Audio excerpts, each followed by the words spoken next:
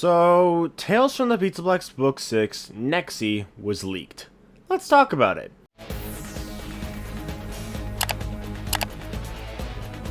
So this guy named Tom pretty much always gets Tales from the Pizzaplex books early, and in the Reddit Discord he usually does live readings so people can get the stories early. That's how we found out about the Gregory Patient 46 reveal from GGY before the Bobby Dots conclusion even came out.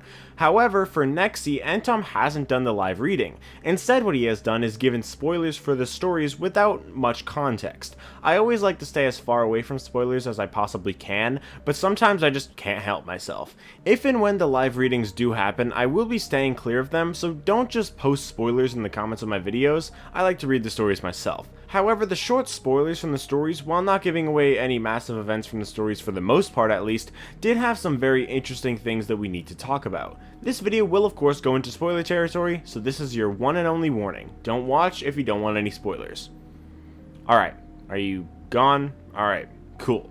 The epilogues of Tales from the Pizzaplex books have shown an ongoing story about an animatronic called the Mimic, a burned endoskeleton with a replaced head that has rabbit ears. But the second story of the Bobby Dots conclusion, the storyteller, had a virus called Mimic 1 affecting the behavior of the Glamrock animatronics, with the Mimic being implied to be Burntrap's endoskeleton and Mimic 1 being the virus to alter the behavior of the Glamrocks. It was made clear that the Mimic 1 virus was the Glitchtrap virus. However, following this, theories were sparked from this that the Mimic and by extent Glitchtrap and Burntrap were not the original William Afton, but the Mimic AI replicating William Afton, and the Mimic story may support this as the Mimic was made to mimic humans. So is it possible that William isn't actually back and it's just the Mimic replicating him? It's entirely possible, but I don't really know what to think about it. I find it a bit more likely that it actually is William, as Glitchtrap in Princess Quest says, "I always come back," which doesn't make sense if it's the Mimic, because he's not exactly coming back again, but William would be coming back again after coming back as Springtrap, and then Scraptrap, and then Glitchtrap.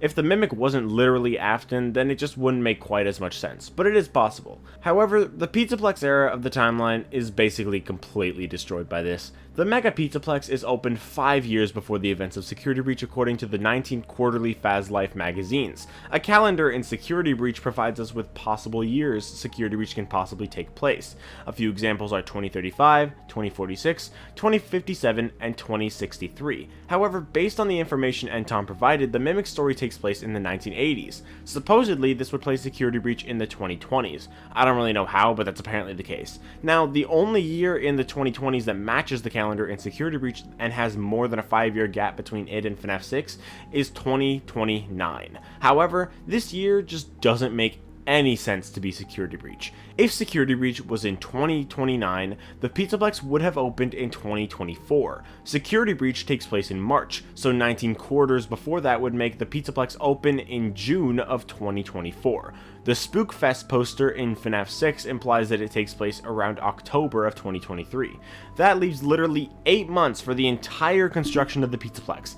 That time frame is absolutely not possible whatsoever, but what makes it even worse is the fact that the FNAF 6 location is supposedly ancient according to the teenagers in the epilogues, indicating it burned down a long time ago, like 15 to 20 years ago. But that just doesn't match what the Mimic tells us. It's just not possible. And it gets even worse when you throw in the Stitch Wraith stories. I don't personally believe them to take place in the game's timeline, but if they were to, then it would be even more screwed up. The man in room 1280 follows the events of FNAF 6, and one simple thing screws over the entire timeline, because William has been in Heracles Hospital for many years. Even 1 year would cause problems, but it said he's there for many years.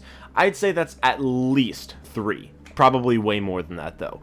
Then there's also Fetch, an animatronic that comes from the distribution center following the man in room 1280, placing Fetch after the events of that story, and Jake appears in Fetch as a 4-year-old kid. He is 9 in the real Jake, which takes place mere months before the Stitch Wraith Stingers, which would place them around 2031. If the Stitch Wraith stories were in the game's timeline, they would have to be before Security Breach due to the puppet mask being present as well as William's spirit still being around, and that would mean that 2031 was absolutely the earliest that it could possibly be.